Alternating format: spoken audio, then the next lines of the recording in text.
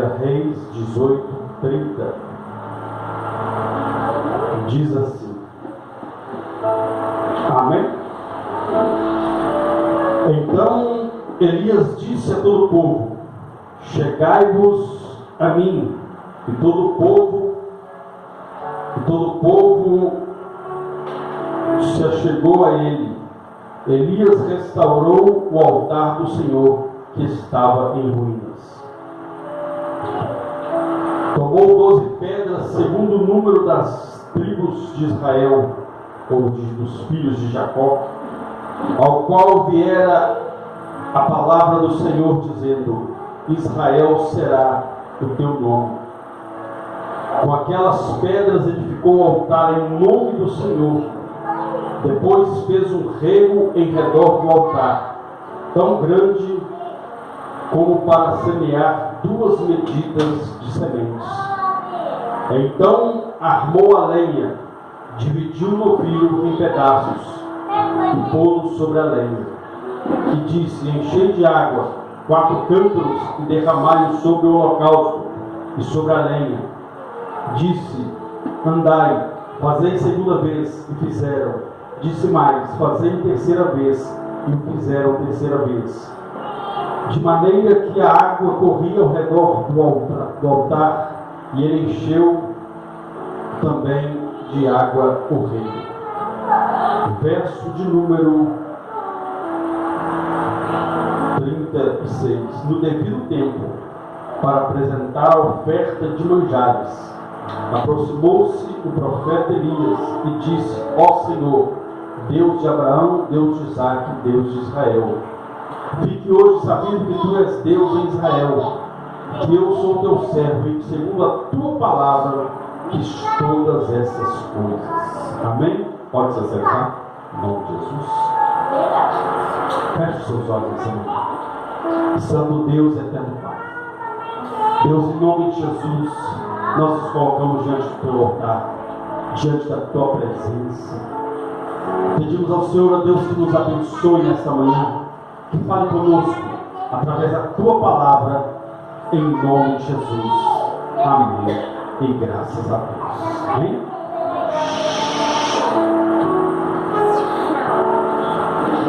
Glória a Deus. Irmãos, daqui a pouco nós vamos participar da Santa Ceia, da mesa do Senhor. E por que nós dizemos Santa Ceia?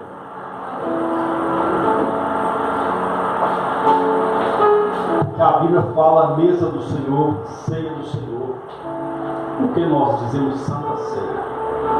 Porque aqui que é santo é separado.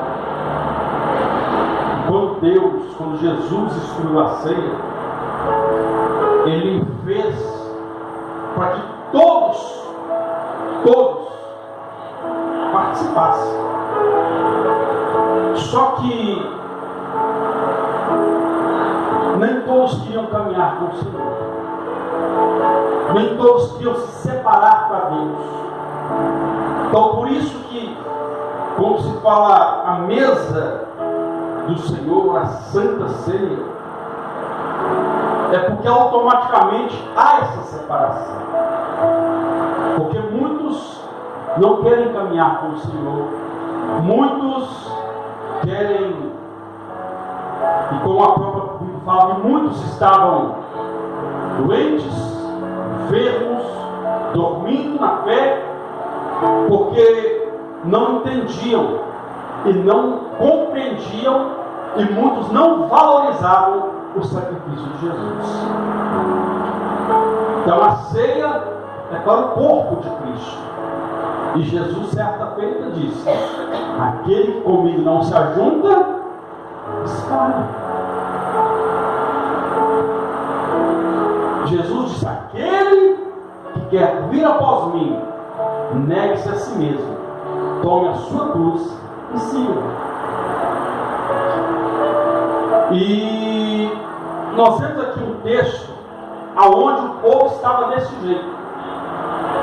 A Bíblia diz que Deus levanta o profeta Elias e diz: Elias, vai a Israel, apresenta-te a Acabe, A Bíblia diz que Elias chega em Israel e viu que o povo estava adorando uma hora a Baal, outra hora ao Senhor. E a Bíblia diz que Deus não divide a glória dele com ninguém. Ou eu sou de Deus, ou eu não sou. Ou eu sou do Senhor, eu sou do capeta. Não tem essas três opções. A pessoa fala assim, eu não creio em Deus, não creio em nada. Todo dia você está na mão do capeta. Porque para entrar no inferno, não precisa ter fé. Até sem fé você entra no inferno. O pastor já foi gente que tem fé, vai para o inferno? Tem, se ele acreditou em Deus. Mas só foi, como diz, né? Ver a veracidade da sua fé quando estava lá embaixo, como aquele rico, né? Que a Bíblia diz que ele vivia da maneira que ele queria. Aí no dia que ele morreu, que ele falou, pai Abraão, ou seja, ele acreditava no Deus de Abraão, mas não queria caminhar com o Deus de Abraão. Então tem muitas pessoas que creem no Deus de Abraão, mas não querem caminhar com o Deus de Abraão. Então esse povo, então, era um povo de Deus. Mas houve uma aliança entre Acabe e Jezabel, ela de outra tribo, de outra nação, um povo estrangeiro, um povo que não tinha comunhão com o Deus de Israel. Acabe então se casa, e quando ele se casa, Jezabel vem para Israel, traz a sua cultura, traz seu povo, e ali então começa a acontecer uma mistura de culto. Uma mistura, ou seja, o povo uma hora adorava a Deus, uma hora adorava Baal. Então Deus, opa, a minha glória, eu não divido a minha glória com ninguém. Ou eu sou Deus deste povo, ou eu não sou. Então Deus chama ele para ele, vai até Israel, porque o povo está dividido. E Deus então manda o primeiro sinal. Elias chega em Israel e fala, olha, segundo a minha palavra, tão certo como vive o Senhor, não vai chover. E 3 anos e meio não choveu em Israel. A Bíblia diz então que, mesmo assim, o povo ainda continuou na idolatria. O povo ainda continuou servindo a outros deuses. Foi mais ou menos como lá no Egito. Deus enviou a primeira praga, o povo do Egito, até então Faraó, até então ele disse que liberava o povo, mas começou a colocar condições, e mesmo assim eles continuaram ali, naquele jogo de empurra, até que então Deus enviou a última praga. Aí ele não teve outra opção, teve que liberar o povo e adorar o Senhor. A Bíblia diz então que Elias libera essa palavra e não chove 3 anos e meio.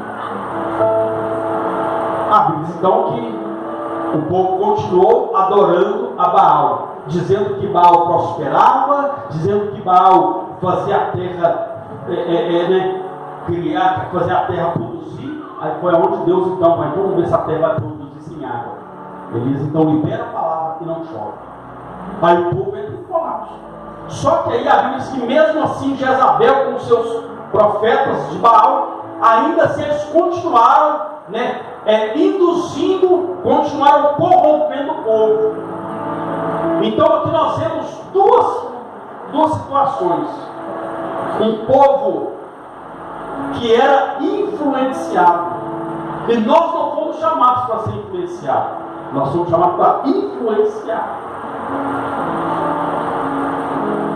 A Bíblia diz então que, mesmo assim, aí Deus fala, Elias, volta lá em Israel. Quando Elias chega em Israel novamente, se encontra com Acabe, e Acabe, olha, Elias, você é o perturbador de Israel. Elias falou, eu? Não. Perturbador é você e a casa do seu pai. Porque vocês fizeram uma aliança que não agradava a Deus, e isso dividiu o povo de Israel. Aí Elias chega e diz, olha, reúne todo o povo no Monte Carmelo e manda trazer juntamente com os profetas de Baal e os profetas de Azera. A Bíblia diz que eles vão para o monte. Quando chega no monte, Elias libera essa palavra, olha, até quando vocês vão ficar divididos entre 2 pensamentos? Se Deus é o Senhor, segue ao Senhor. Agora, se Baal é Deus, então segue ele, serve ele. Ou seja, não pode ficar em cima do muro. Ou você é de Deus ou não é. A Bíblia diz então que o povo então ficou sem palavra. Não tinha com palavra, porque já estavam o quê? Contaminados. Só que a Bíblia diz então que Deus fala com Elias para propor para eles um desafio. Elias viu que Deus não tinha palavra, então vamos fazer um negócio. Nós vamos levantar 2 altares. Eu vou levantar o meu, vocês levantam os seus. E nós vamos sacrificar. O Deus que responder com fogo, esse aí é o Deus verdadeiro. Aí o povo deve pensar lá, é fácil. Só fazer o altar aqui, colocar o fogo, só que aí eles esqueceram uma coisa. Elias falou, olha, pode fazer tudo. Você vai pegar o novilho, vai pegar a lenha, vai pegar as pedras para construir o altar, só que no porém. Hoje, ninguém vai pôr fogo no altar. Porque quem vai pôr fogo no altar vai ser o Deus que é verdadeiro. O Deus que responder com fogo, esse aí é Deus. Aí o povo olhou e disse, é boa essa palavra. Essa palavra é boa. Por quê? Porque Deus chamou o povo no desafio. E muitas das vezes a nossa fé é desafiada. Para ver se nós realmente cremos em Deus ou não. Porque crer em Deus, quando o fogo está aceso, quando a gente está vendo, ou seja, tudo no devido lugar, é fácil. Mas e na hora que não tem fogo? E na hora que a gente precisa de que o fogo acenda, mas não tem, como se diz, não tem como acender o fogo. E esse foi o desafio ali. O Deus que responder com fogo, esse é Deus. Ou seja, quando a gente pode acender, é algo natural que a gente pode fazer.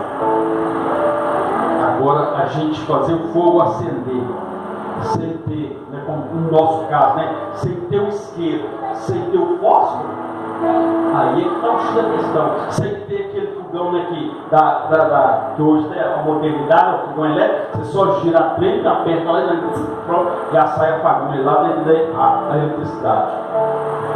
Então quer ver o fogo acender sem isso aí. A fumaça chegar ao trono de Deus é sem a gente ter que colocar fogo. Aí o povo, é boa essa palavra. Aí a Bíblia diz então que Elias, vocês podem ir na frente, vocês são 850, pode ir na frente. Aí vocês começaram, fizeram o altar deles, colocaram a lenha, colocaram o novilho ali, tudo bem. Aí a Bíblia diz então que eles começaram a clamar e nada de mal responder. Começaram a gritar Baal. E a Bíblia diz que eles começaram até a se cortar e nada de Baal responder. E a Bíblia diz que Elias começou a zombar dele. Olha, mas Baal é Deus? Não, deve estar, grita mais alto. Deve estar fazendo uma viagem, deve estar dormindo, deve estar fazendo algum atendimento fora. E nada. A Bíblia diz então que eles vão agora agora é minha vez. Ou seja, o propósito ali era para ver a manifestação de Deus. E na nossa vida nós temos que desejar isso, ver a manifestação de Deus. Só que existe um detalhe. Existe um detalhe crucial para ver a manifestação de Deus. A Bíblia diz, verso 30, então Elias disse ao todo o povo, achegai-vos a mim, e todo o povo se chegou a ele.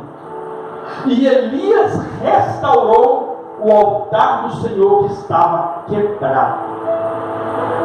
Nessa tradução aqui, que estava em ruínas. Quebrado em ruínas, trocando por meia dúzia é a mesma coisa.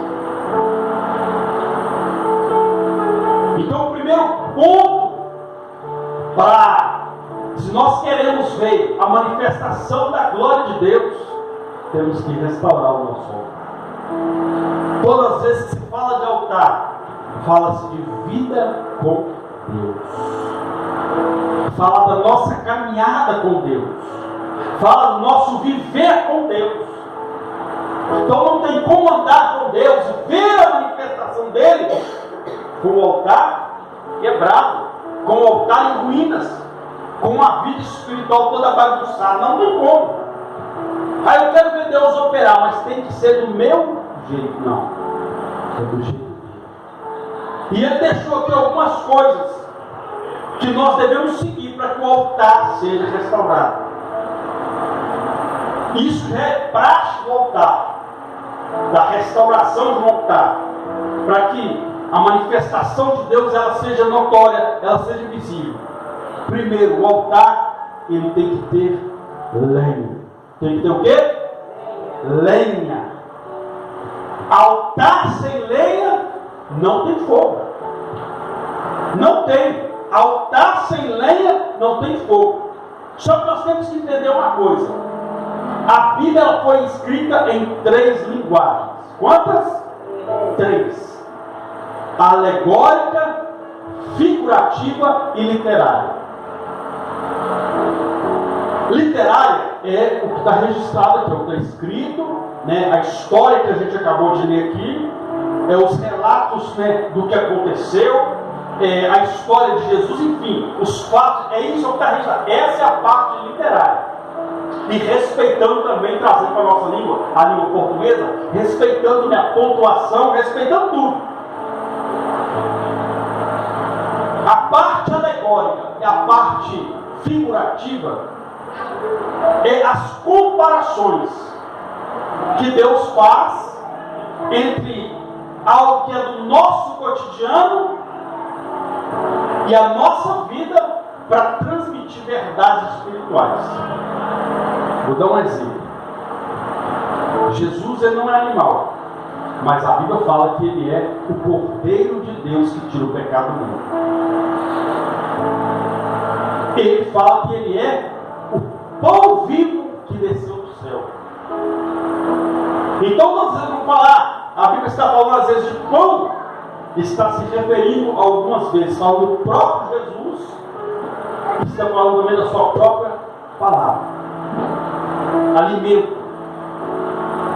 Por isso que Jesus disse, nem só de pão viverá o homem, mas de toda palavra, de todo pão, toda palavra que sai da boca de Deus.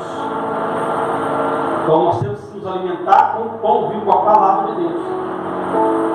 E aqui lenha, o que a lenha simboliza? Que a lenha simboliza uma vida de oração. Oração. Oração. Então não tem como fogo descer, a manifestação de Deus, algo de Deus acontecer, se não houver uma vida de oração. Tem que ter lenha. O ofício do sacerdócio era isso. No Levíticos, quando Deus deu a ordem para os sacerdotes fazerem ali o altar na hora da preparação, ele falou, tem que ter lenha, tem que pôr fogo todo dia para que a chama não se apague, para que o fogo seja contínuo. Então, para que a nossa vida espiritual, para que nós venhamos ver a manifestação do poder de Deus, é preciso ter lenha, é preciso ter oração. Eu sempre costumo usar esse termo: muita oração, muito poder, muita manifestação de Deus. Pouca oração, pouco poder, pouca manifestação de Deus. Nenhuma oração, nenhum poder, nenhuma manifestação. Então tem que ter lenha, tem que ter oração. E oração, isso remete a uma comunhão com Deus. Nós conversamos todos os dias, nós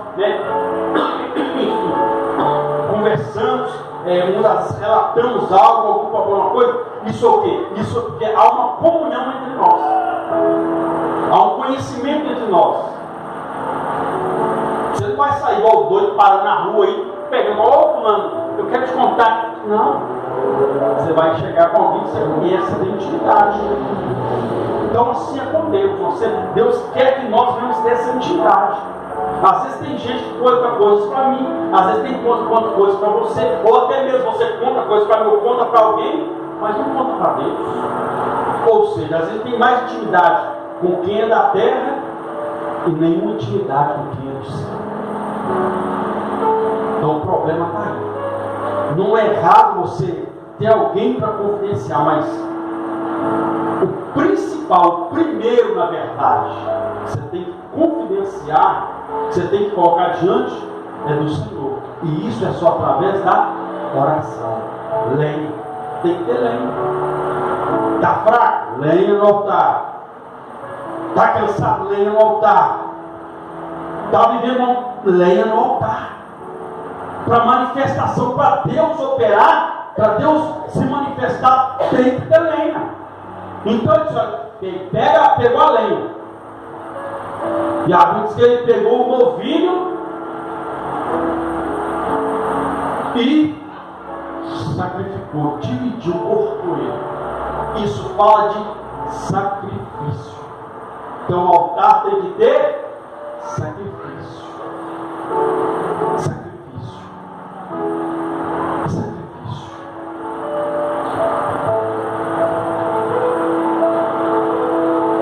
Imagina você está na sua casa, você cria galinha, mas você cria galinha.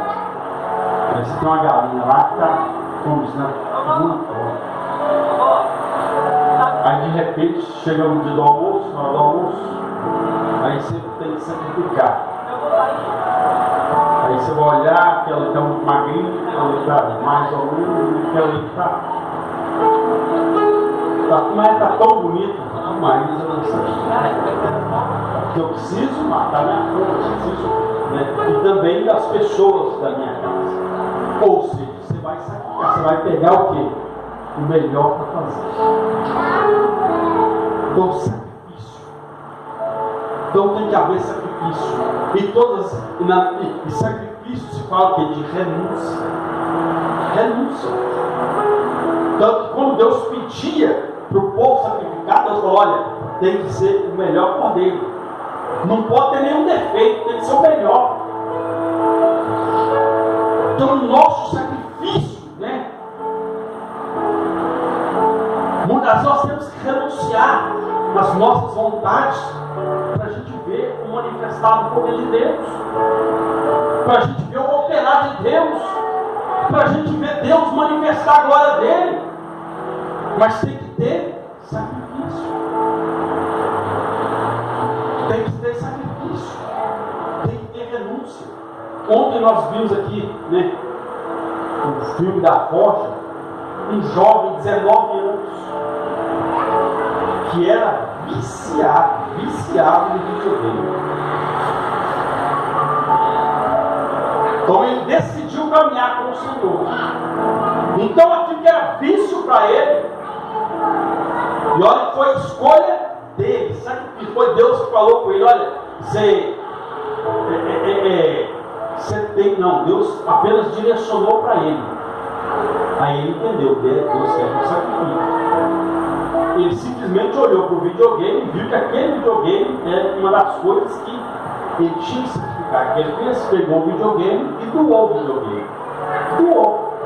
Por quê? Porque aquilo ali para ele era algo que prendia. Então às vezes tem algumas coisas que nós temos que fazer uma análise. O que tem me impedido na minha comunhão com Deus? Que tem roubado meu tempo com Deus, tem roubado a minha comunhão com Deus, tem roubado a minha vida de oração com Deus. Ah, porque aquele menino pegou a história, né, no filme nosso, ele pegou o videogame, ele viu que era aquele ali, todos a mãe dele ia procurar ele, dava ele no videogame jogando, e conversando com as pessoas lá que iam fazer o jogo dele lá. E por fim, ele entendeu, Deus quer que eu renuncie. Quando ele começou a renunciar, as coisas começaram a acontecer na vida dele. A ponto dele o quê? Né? Ele virou praticamente o próprio gerente da empresa, porque lá no final o próprio dono da empresa não deixa ele conversar com o nosso negociador. O menino que começou com 19 anos, foi mostrando passo a passo ali. Isso o quê? Renúncia. Gostava muito de sair com os amigos para jogar o basquete dele. Começou a não sair tanto. E os amigos, você desapareceu, você sumiu. Então, renúncia. Renúncia. Então, ele não pegou o videogame e quebrou o videogame. Não, ele, alguém pode fazer o benéfico para alguém, né? Alguém mais novo, né? Mas ele já estava com 19 anos, já não dava para ele ficar mais a vida inteira. Ele poderia, mas ele disse, não, vou renunciar por completo, eu vou voar isso, vou passar para frente. Então ele renunciou. Então isso é sacrifício. Sacrifício. Dia de domingo. Dia de domingo o quê? O almoço sempre é melhor que os do dia da semana. Mas vamos sacrificar. Eu vou fazer um sacrifício de manhã, né? A gente gosta de levantar de manhã, já tomar aquele café, ainda mais gosta, tá mais caro. Parece que você gosta até mais do café. Mais do seu café. Parece que até gosta mais do café. Vamos deixar de tomar esse café, vamos tomar ele depois do almoço. Renunciar, fazer um jejum, uma consagração. Isso é renúncia. Porque às vezes a gente quer, a gente tem desejo de Deus para fazer, mas nós temos que renunciar. Renunciar. O que a gente poderia estar fazendo agora? Está em casa, descansando durante a semana inteira. Poderia estar em casa descansando. Mas nós o quê? Decidimos o quê? Separar esse tempo para Deus. Renunciar à nossa vontade. Estar aqui na casa de Deus. Com certeza,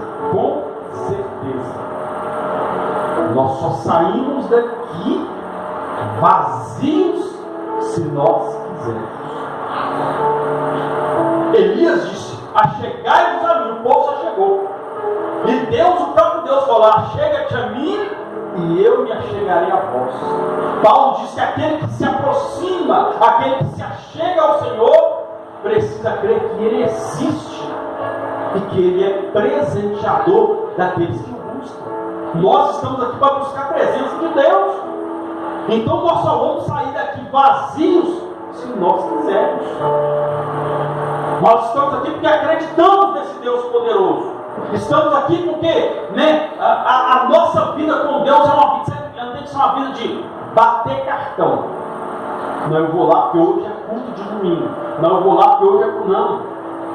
Isso tem que ser um prazer, não. Tem que ser como Davi falou: hoje me alegrei quando me disseram, vamos à casa do Senhor. Então todas as que a gente vem para a casa de Deus, nós, mais um culto, mais um dia, a gente já vai, só nesse pensamento a gente já vai jogando a nossa mente por terra. A gente já vai jogando por terra. Então a gente tem que vir com prazer. Com prazer. É cansativo? Mas vem com prazer. Porque eu creio num Deus que renova a força. Um Deus que a Bíblia diz que Ele dá vigor ao cansado, que Ele dá força ao cansado e dá vigor a quem Ele não tem nenhum. Às vezes a pessoa: não, eu estou passando, eu não vou. Meu irmão, se você, por que Deus cuida? Então vem do jeito que você está, que Deus, você vai sair daqui curado. Quantas vezes eu já vim para cá, Deus com a cabeça estourando, mas saí daqui curado. Curado, por quê? É o prazer de estar na presença de Deus. Eu me lembro da época que a gente fazia muita visita, né? Teve um dia que nós estávamos fazendo um trabalho na casa, que chegou num dia, era o último elo. Eu não sei o que me deu, porque de manhã eu amanheci uma febre, estava feio pelo lado. Na hora eu pensei: hoje é o último dia. Eu estou com febre. Eu vou assim mesmo. No decorrer do trajeto eu já cheguei lá curado para fazer. Porque isso é o quê? É isso que Deus sagrado. Sacrifício. Sacrifício. Porque tem coisas, são coisas iguais. Justo no dia da visita, no dia de fazer o trabalho, fiquei com velho, não, tem uma coisa errada. Se eu tivesse comido alguma coisa, né? Uma coisa, ou já viesse carregando durante a semana, eu faço, tudo bem, Bruno, isso é uma coisa, tem que ir no médico. Mas é algo espiritual. E a prova foi que quando eu cheguei na casa, a pessoa que nós ia fazer a visita, ela já estava endemoniada dentro da casa dela.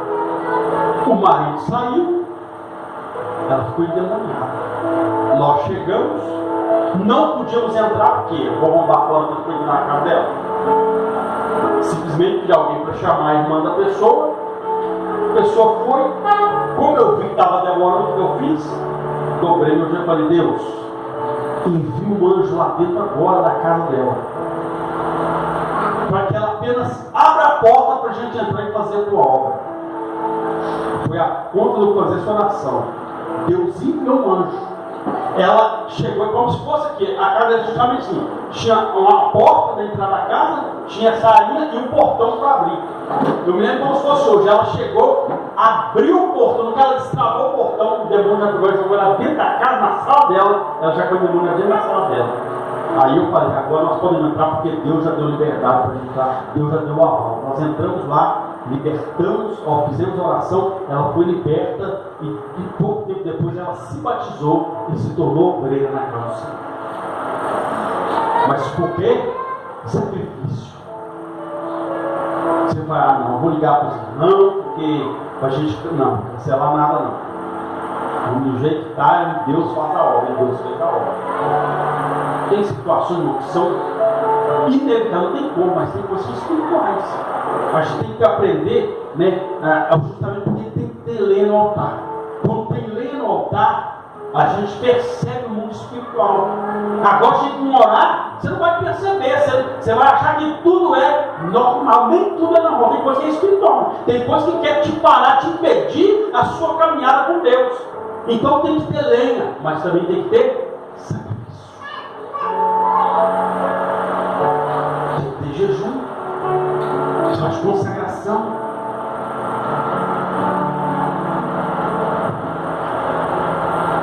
Aí a Bíblia diz então que dividiu o novilho em pedaços, pôs sobre a lenha e disse: enchei de águas 4 cântaro e derramai-o sobre o holocausto e sobre a lenha. Aí a Bíblia diz: olha, no devido tempo, verso 16, no devido tempo, para apresentar a oferta de manjares, aproximou-se o profeta Elias e disse: ó Senhor, Deus de Abraão, Deus de Isaac e Deus de Israel. Que me dá falando Deus de aliança. Aliança. E toda aliança que nós fazemos, ela é um compromisso. Quando você entra numa empresa, automaticamente você está fazendo uma aliança que ele fez, um contrato, né? Na verdade é conserto, aliança, isso não contrato, mas aliança, conserto. Você vai sempre ver Deus chamando o povo para fazer um conserto, para fazer uma aliança. Então quando a pessoa se casa, ou noiva, ou até começa um relacionamento, ela coloca uma aliança, porque ela está declarando: olha, eu tenho uma aliança, eu tenho um conserto com aquela pessoa, eu tenho um compromisso com aquela pessoa. Então, quando você faz a aliança com a empresa, você assina um contrato lá, você fala: olha, eu tenho um compromisso com essa empresa, e vice-versa, ela tem um compromisso comigo. Eu vou ceder o meu tempo, vou ceder a minha saúde, né? Vou ceder o meu vigor físico, e ela vai ceder o quê? No final do mês me pagar o que é devido pelo meu trabalho. Vou ceder, né, a minha especialidade, a minha aptidão naquilo que eu faço. E no final do mês ela vai cumprir a aliança dela, o quê? Depositando, né, na minha conta aquilo que é devido. Isso é uma aliança. Se casaram, é um compromisso. Eu tenho um compromisso com aquela pessoa. Então isso é o que? Aliança. E assim é com Deus. Nós temos que ter aliança com Deus. Aliança quer dizer o quê? compromisso. Então Elias tinha compromisso de aliança com Deus. O povo não, o povo uma hora queria Deus, uma hora Baal. Então ele não tinha compromisso com nada, nem com Deus deles. Por isso que Elias falou, se Baal é Deus, então segue ele. Agora se Deus é Deus, então segue o Senhor. Só que ele sabia que só existe um Deus verdadeiro. Que Baal não era Deus, Baal era o quê? Era um objeto que foi usado do próprio Satanás, na verdade, que ele usou para enganar aquele povo. Eles acharam que aquela estátua lá era Deus. Não é coisa nenhuma. Então a Bíblia diz então que o povo gostou da palavra, o povo achou boa a palavra. Aí ela diz que no devido tempo, então, ou seja, há um tempo determinado para a manifestação da glória de Deus. Há um tempo para Deus agir na minha causa, na sua causa. Tem situações que Deus vai fazer assim, ó. Vai ser rápido, vai ser, como a gente costuma dizer, né, as causas urgentes. Porque tem coisas que Deus sabe que é urgente, Deus vai fazer. Mas tem coisas que vai demorar um tempo. Por que demora tempo, pastor? Para você amadurecer. Amadurecer. Então tudo que vem antes do tempo dá problema. Tudo que vem antes do tempo dá problema. Pastor, filho é bênção? É, mas quando vem fora do tempo dá problema. O pai e a mãe, às vezes, infelizmente, tem muitos pais que são muito jovens. Larga o estudo para estudar, porque agora tem que cuidar da família. Já construiu uma família e a criança não tem culpa de nada. Então os pais, às vezes, têm que abdicar do estudo. Tem uns que ainda conseguem, porque tem, às vezes a família tem umas 500 pessoas, alguém foi no pedido, e a pessoa cega, alguém ajuda. Mas quando dá, a pessoa tem que, né, abdicar do estudo, às vezes, né, não tem casa, às vezes vai morar de aluguel, às vezes não está trabalhando de estudar, não está trabalhando, agora vai ter que trabalhar para sustentar a família. Então o filho é bem, mas fora da hora, dá problema. Fora da hora é o que vai antecipar aquilo que poderiam ter esperado. E não adianta colocar culpa em Deus. Porque Deus não é culpado. Deus deixou a hora. Deus falou, olha, compromisso. O compromisso muitas vezes é esperar o tempo de Deus. Por isso que a Bíblia diz que há tempo para todo propósito. Mas quando eu não espero o tempo, quando eu não faço como o salmista disse, esperei com paciência no Senhor e Ele ouviu a minha oração. Então tudo tem o seu tempo. Tudo tem tempo. Tem tempo para tudo. Chegou a hora de trabalhar. Chegou a hora de descansar. Chegou a hora de crescer a família. É a hora. Então tudo tem tempo, irmão.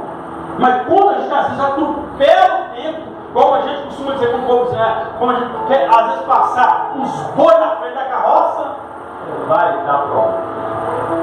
Ou quer passar a carroça na frente do boi. Então é mais ou menos isso. No devido tempo, ele suporta agora é a hora de Deus se manifestar, esse povo conhecer que Deus é Deus. Então, toda bênção ela tem um tempo determinado.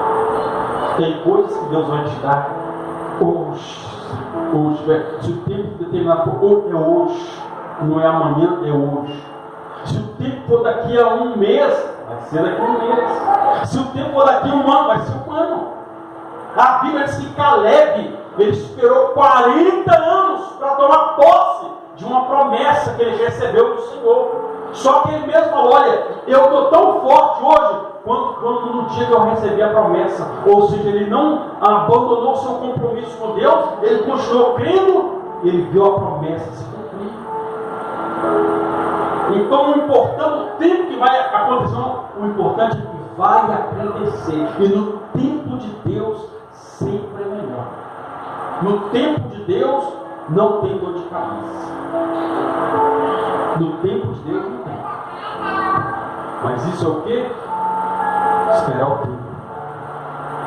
Aí a Bíblia diz que ele disse, olha, Senhor Deus de Abraão, Deus de Isaac, Deus de Israel, Deus de compromisso, Deus de aliança. Fique hoje sabendo que tu és Deus em Israel, e que eu sou o teu servo, e segundo a tua palavra fiz todas essas coisas. Ele fez segundo a palavra de quem? Do Senhor. Segundo a tua palavra fiz todas essas coisas. O que Elias falou? A minha vida é direcionada pela tua palavra.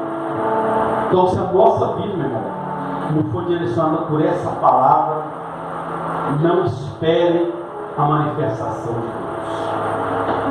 Não espere o agir de Deus. Ah, mas o povo, os profetas de Baal, levantaram o altar, mas não foi para o Deus verdadeiro.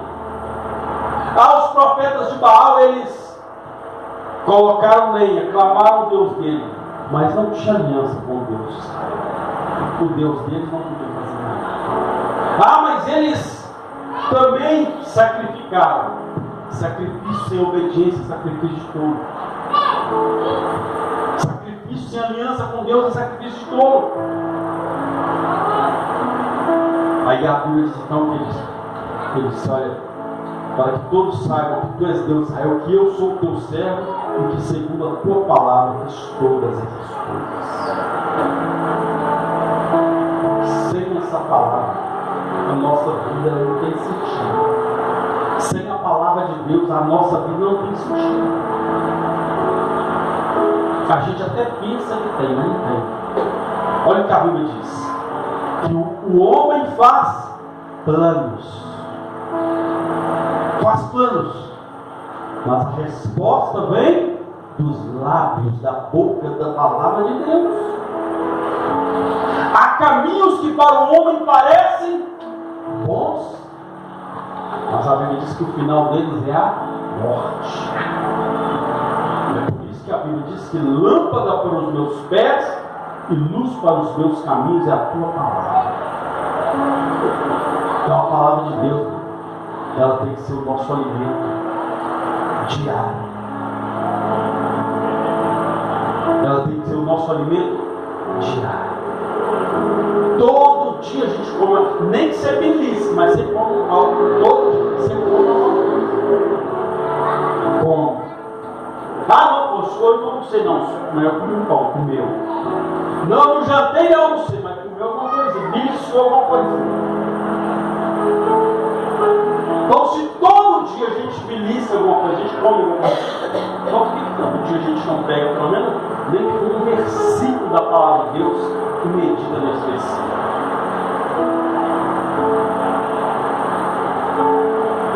Então, muita gente se preocupa com a nossa saúde física. E a nossa saúde espiritual? Porque a nossa direção para ver o mover de Deus, para ver a manifestação de Deus, tem muitas pessoas sendo arrastadas para o inferno, porque estão seguindo um líder, estão seguindo, com a própria Bíblia de alerta, um falso profeta. Por quê? Porque esse profeta não se preocupa em ministrar a palavra. Ele quer o quê? Entregar uma nem revelação, uma enganação. Fechou? Por isso tem muitas pessoas que estão aí fora frustradas, desacreditadas, estão com raiva de crente, raiva da igreja. Mas por quê? O meu povo perece, é destruído, deixa de ser abençoado por falta de conhecimento desta palavra. Então, que todos os dias, nem com uma beliscadinha, vai lá, pega um salmo. O salmo tem lá, salmo, 1, 2.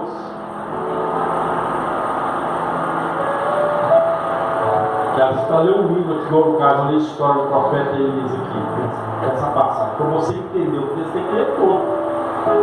Agora tem versículo, tem alguns versículos, um versículo que você lê, principalmente no livro de Salmos, Provérbios, você lê um versículo, você já entende quem Deus vai. Já capta a mensagem de Deus. Mas tem alguns livros aqui que são maiores, que é uma história contada que você absorver com você. E justamente tem algumas coisas que você vai entender aqui. Você vai ler lá no livro de, por exemplo, você vai ler uma história da saída de Israel. Aí lá no livro de Salmo está contando tem um salmo lá, que às vezes está contando a história que você leu lá no livro de Êxodo, no livro de Levítico, acerca da história do povo. Mais importante você ser humilde. Amém? Coloque o pessoal. Feche os seus olhos. Santo Deus, eterno Pai. Deus, nós te agradecemos pela tua palavra. Deus, em nome de Jesus, que nós venhamos ter fome e sede da tua palavra. Que nós venhamos, meu Deus e meu Pai, entender que a nossa vida, Pai, o nosso altar, ele tem que ser restaurado todos os dias. Tem que haver lenho, tem que haver sacrifício, tem que haver obediência, tem que haver, ó Pai, em nome de Jesus, comunhão com o Senhor. Pai, tem que haver obediência à tua palavra. Deus, em nome de Jesus, nos fortalece, nos dá graça. Pai, nos direciona pela tua palavra, que possamos a cada dia ter ouvidos sensíveis à tua voz e que o teu Espírito Santo tenha total liberdade para trabalhar no nosso interior, em nome de Jesus. E você diz amém. Amém? Queria que a diaconia nos colocasse aqui à frente.